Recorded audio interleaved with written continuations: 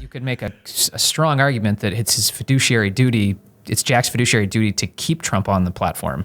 What percentage of Twitter's engagement do you think Trump is responsible for, like, since this, the election? Probably winning? not that large, but Couple of low single digits. There are people who are getting on. Like, my brother got on Twitter because Trump was on Twitter. My brother got on Twitter to tweet political messages about, because my brother became Is your brother very pro-Trump? No. He's very liberal, but that's why he got on, because he never really did the social. Like, he has a Facebook, but he got very political on social media around the time of the inauguration, and part of that was him getting on Twitter. See, that's what I think is happening. I think Twitter's probably low single digit. I think it's got a low single digit bump from Trump, because if you look, their DAOs are not. Their daily active users have grown, and they've been crowing about that on a percentage basis, but their monthly active users have not substantially grown. It's grown like 3% since Jack took over 2 years ago. In the same period of time, Facebook's up 20%, Instagram's up 50%, and the internet itself has grown 7%. So Twitter is trailing the actual internet growth rate by half. But the daily active users have gone up more, like 10% year over year, I think is the number. So it seems like the people who are on it are getting more engaged and into it. So I think it's some percentage of lift. You do raise a good larger point, though, about how these companies, these platform companies have to think about their standards and how the people who use their services adhere to those standards. Facebook had that problem with Trump. I think, internal employees at Facebook were complaining, why are we allowing him to share certain messages? I think they were anti-Muslim messages that we would probably take down for hate speech if they were somebody else. And I believe the way that came out is that, well, you know what? It's because it's Trump, and he's the president.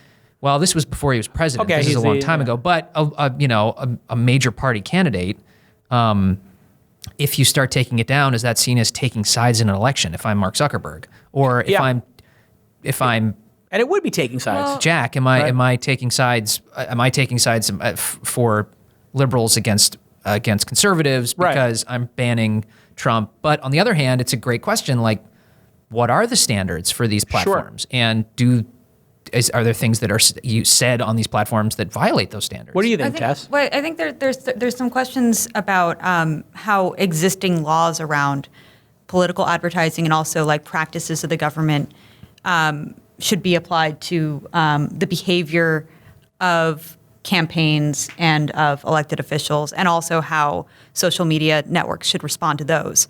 So, first with the example of Trump as president being on Twitter, I mean, one thing is he's tweeting out basically some things he tweets out are policy proposals. I saw a story a while back, I think it was the Times, but I'd have to check, but about this, people in the White House trying to scramble to make sure that the narrative within the White House matches somehow the narrative that Trump is tweeting.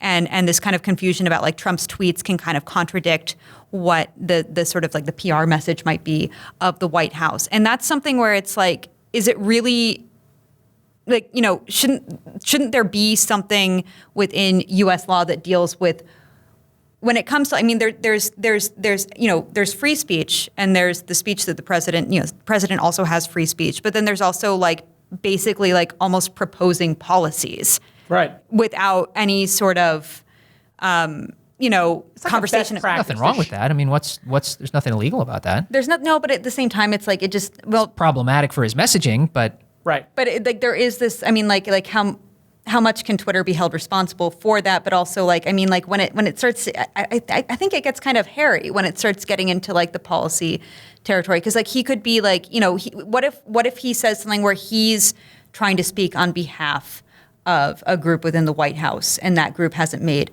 an official, what if he says something on behalf of the Republican Party? He is the White House. Yeah. He is the White House. The White House works for him, so he can say whatever he wants. And he's breaking protocol, and he's making life difficult. If he makes life difficult for himself and his people, well, that's on them. But actually, this is my theory. I think if he keeps tweeting, he will tweet himself out of office.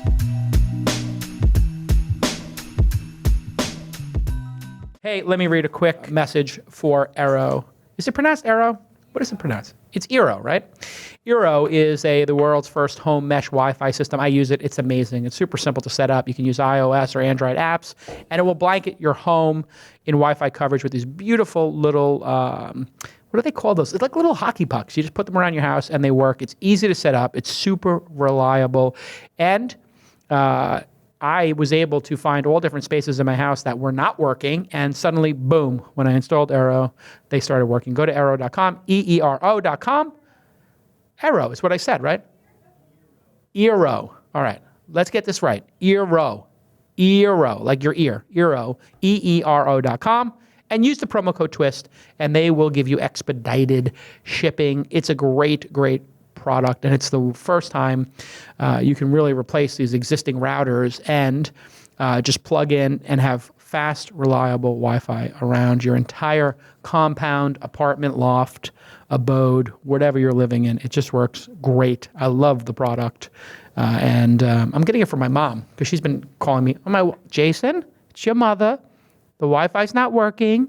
Your father can't use his crossword puzzle iPad. Can you come and fix it? Yes, Mom, I will do customer support, and I will bring Eero to Bay Ridge, Brooklyn, and set it up next week when I'm there. Okay, thanks to our friends at Eero, Eero.com.